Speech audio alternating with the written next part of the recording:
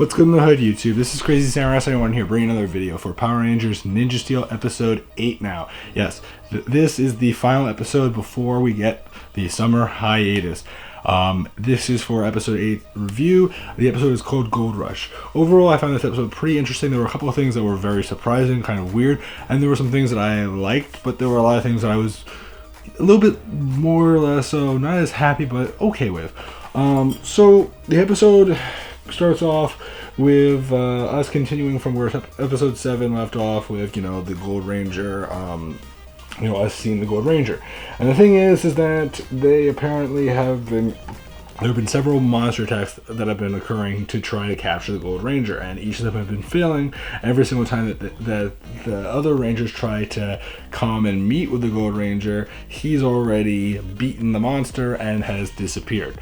That's how fast he is. We do see he does have his guitar, which is awesome. I'm glad that they are keeping his main weapon in the show, so that is great, and it's an awesome weapon. Personally, should have been his morpher, but that's just me. I know people are gonna have their own opinions, but I personally feel like, if anything, I had no attachment to the Burger Morpher, but I think the guitar should have been what we got. Anyway, what happens is that we see all that happening, and I'm trying to remember now exactly what goes on here. They eventually, we end up seeing that Ripcon is going to go out and try to find the Gold Ranger. He's going to go out on his own. Madame Odious is kind of like being devious and mysterious with him, trying to make it out like, I bet you, like, we'll see what happens with this thief or whatever. And you see Galvanos is like, you better go do this and find out who this Gold Ranger is.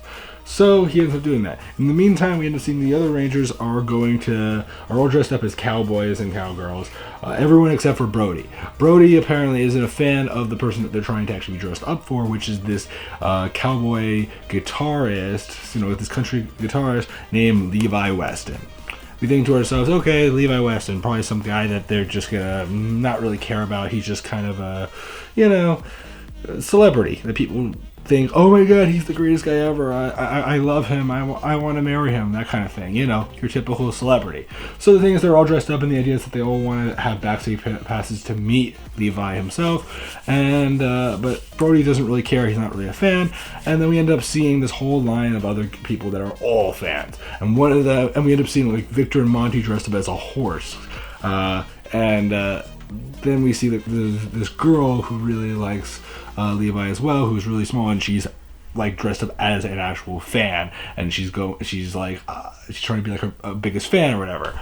And Victor and Monty are like, that's just like a lame costume or whatever. And the thing is that we'll see where that goes. Anyway, then we go back to the Rangers, where they are waiting in line, and they end up getting a certain distance in. There's a whole bunch of rules that go on about, like, you can't touch his hands, because we don't want to get any germs. We don't want him to, there's certain exchanges you can't do, because the manager is trying to make sure that certain things don't happen, and certain things do happen when it comes to people meeting him. So what happens is eventually, the manager's like notices Brody and says, like, you're not wearing a costume. He's like, yeah, that's because I'm not really a fan. And then everyone is like looking at him with an annoyed look or whatever, and it's like, oh yeah, you shouldn't be doing that, because this is mainly for people that are fans. Sort of like, why are you here? So then what happens is that there's a monster attack, and at that point what happens is that Ripcon's there, and so are the Kudabots. They end up leading to all the fans disappearing, but Levi, his manager, and the Rangers are left. What happens is that the manager ends up having his briefcase opened up, which actually has the gold ninja star in it. Thing is that because of that, Ripcon thinks that the manager must be the Gold Ranger. And you would think that would be pretty logical. So what happens is that he obviously wants to go after him. At the same time, I believe Ripcon was getting ready to actually hurt Levi. So what happens is that Brody, even though not a fan, still wants to be a regular person. He's still like, I want to be respectful of him, and I want to respect my friends. So what happens is that he ends up saving him regardless of the fact that he's not a fan. And then what happens is the other Rangers end up fighting for a while, and then we end up having this exchange between Levi and Brody. What happens is that Levi ends up hiring him to be a bodyguard and just to protect him because he was willing to do that for him and be a regular person. And Brody said, my only condition is you need to treat me like a regular person. I want us to be able to talk to each other, not like you're some higher arching figure. Like we can just be regular people. And Levi is like, that's really cool, that's fine. And what happens is they end up going to some burger joint or whatever and getting a burger, and then Brody ends up helping this woman with her child to fix their car, and then Levi gives this child that wants food Brody's burger, and Levi promises that he'll get him another burger. But it makes the child happy, it makes the family happy, so it's all good, and they seem like good friends, Brody and Levi. Seems like they're just gonna get along. So what happens is that following this, when Levi, and also that he wanted backstage passes for his friends. And then what happened was that they end up getting there's a distress call, because what happens is that Ripcon actually goes and steals the manager, and actually brings him to a warehouse where he's trying to. That's the thing. Yeah, he brings him to a warehouse where he's trying to find out information about the Gold Ranger. So he ends up talking about the Gold Ninja Star, and the thing is that the manager has no idea about it. He has no idea what he's talking about. He's just kind of scared. He's worried. Doesn't know what's going on, and he's fearing for his life. So what happens is that the manager's trapped and everything, and so the Rangers have to go and deal with it. In the meantime, Levi's trying to get him the burger and also get him the backstage passes. He says, like, the burger can wait, and then he remembers the backstage passes, so he has to go running after him to give him the backstage passes to his show. So what happens is that he ends up running after him. Brody transforms while the other four Rangers had already transformed and begun to fight with Ripcon. And what happened is that they end up breaking the chains that were trapping Levi's manager. And when the Rangers say, go transform, go morph, and he's like, morph, I don't know what that is. And he basically runs in fear and just drops the Ninja Power Star. At that point, they think this can't be him. Even though Ripcon thought it was, it's not him. And the thing is you have to keep in mind that they actually get trapped in a net. So then at that point, it's sort of like, what's going to happen? Who is the Gold Ranger then? And Ripcon is actually getting ready to like take all the Ninja Power Stars from them.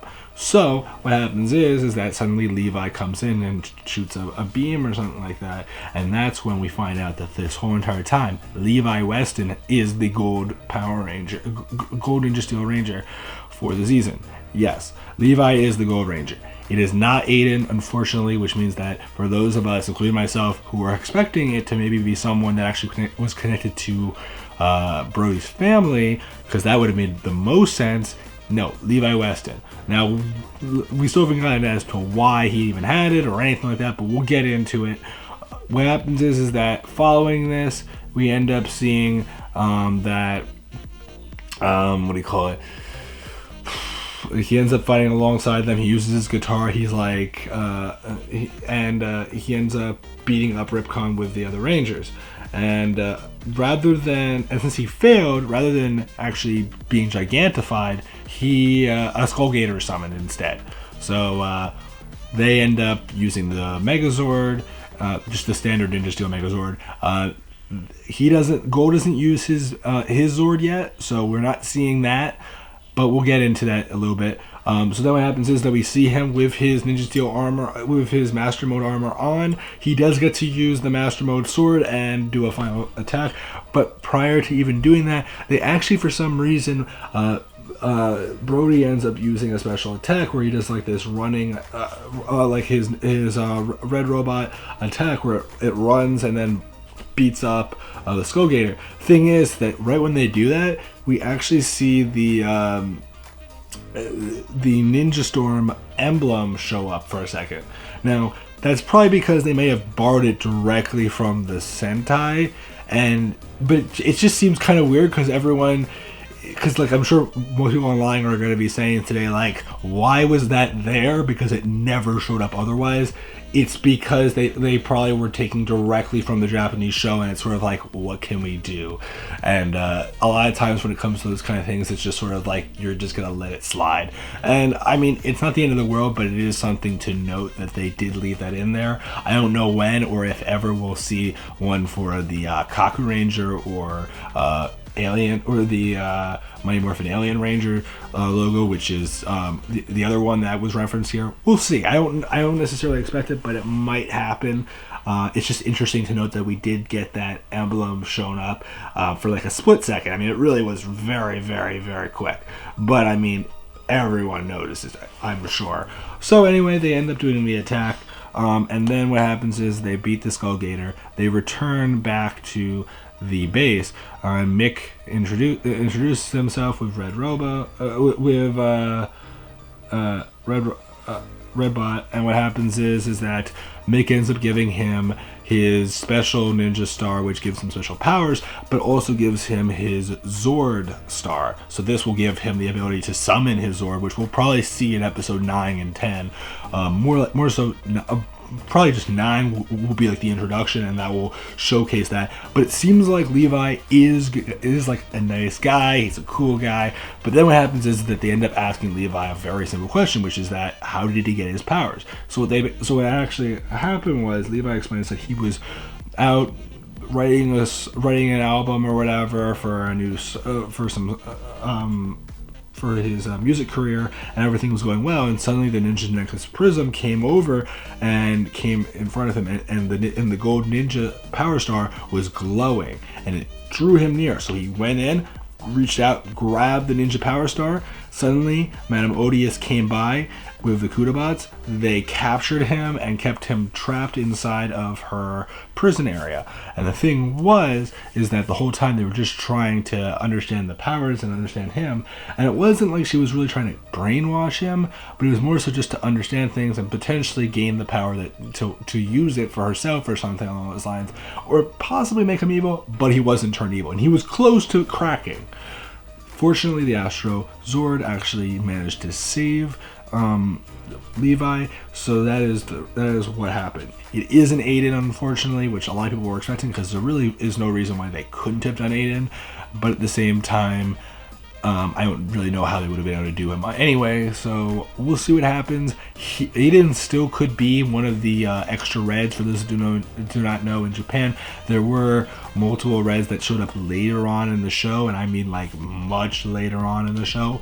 If they choose to do like the additional Reds, then that's where we'll get Aiden most likely now, which means that he's still not like out of the question entirely. In fact, like Brody's father still might return.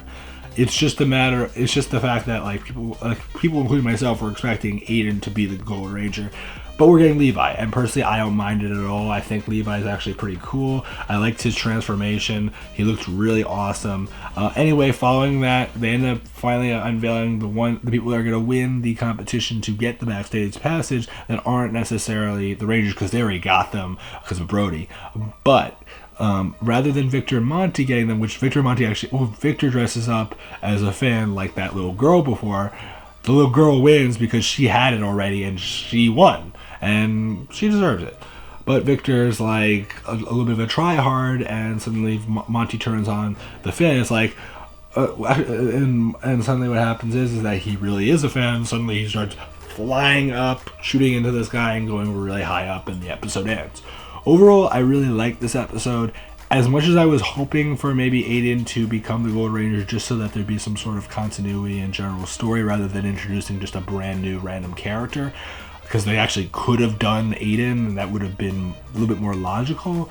If they're gonna at least make him red, or if not, it's alright, but we'll see what happens. I feel like previous seasons have done it in better ways than not. They're very much so being very different from what Japan did in this case. The only similarity for the most part is the fact that he's a cowboy.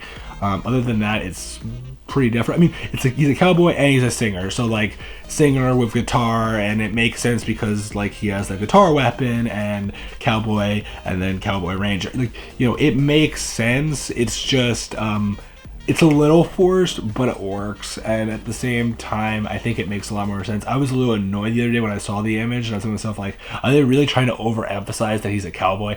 And then again, it's sort of like, they create a logical setup where it's like, okay, I get where they're going with this. Like, it's not, like, at first I was thought that they're just trying to over exaggerate the fact that he's a cowboy. No. They're doing it right. I actually like this so far. I'm looking forward to seeing what they'll do in the fall when we get to see how Ninja Steel will continue. Personally, I really enjoyed this episode a lot. And I can't wait to see how episode 9 will play out in August, most likely. Again, we will not be seeing another episode till then, most likely, so don't expect to see a review of this show for quite some time. But there will be other things. Of course, Cure Ranger I will keep up with all the way through as much as I can. Obviously, we've only been 5 episodes in, and this is 8 episodes of this, so you know, in another month we'll be more episodes into Cure Ranger than we are into Ninja Steel. But it's cool.